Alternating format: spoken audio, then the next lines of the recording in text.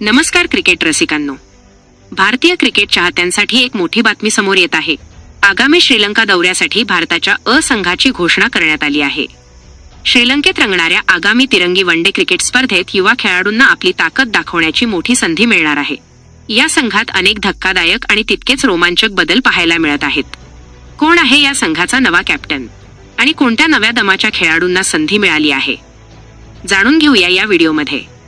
त्यासाठी व्हिडिओ शेवटपर्यंत पहा। सर्वात महत्त्वाची गोष्ट म्हणजे या संघाचे नेतृत्व युवा स्टार तिलक वर्मा याच्याकडे सोपवण्यात आले आहे।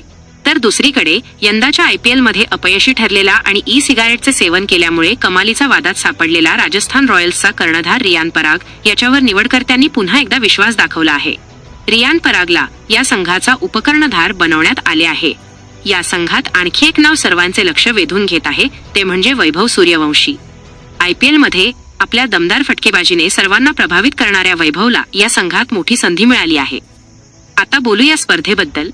ही तिरंगी मालिका 9 ते जून 21 दरम्यान श्रीलंकेत खेळवली जाणार आहे।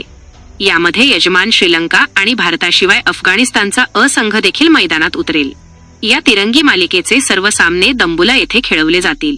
विशेष म्हणजे या मालिकेनंतर भारतीय संघ तिथे 2 4 दिवसीय सामनेही खेळणार आहे आणि हे 4 दिवसीय सामने गॉल येथे आयोजित करण्यात आले आहेत। चला तर मग पाहूया कसा आहे श्रीलंकेविरुद्धच्या या दौऱ्यासाठी भारताचा अ संघ।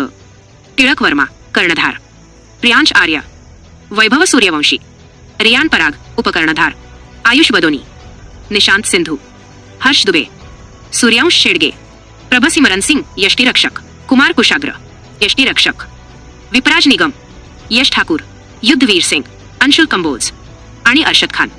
तर मित्रांनो, या युवा आणि तगड्या संघासोबत भारत श्रीलंकेत तिरंगी मालिका जिंकू शकेल का? आणि वादाच्या भोवऱ्यात अडकलेला उपकर्णधार रियान पराग या दौऱ्यात कशी कामगिरी करेल? तुम्हाला काय वाटते? आम्हाला खाली कमेंट करून नक्की सांगा। व्हिडिओ आवडला असेल तर लाईक करा, शेअर करा आणि क्रिकेट जगतातील अशाच ताज्या अपडेट्ससाठी आमच्या चॅनलला नक्की सबस्क्राईब करा।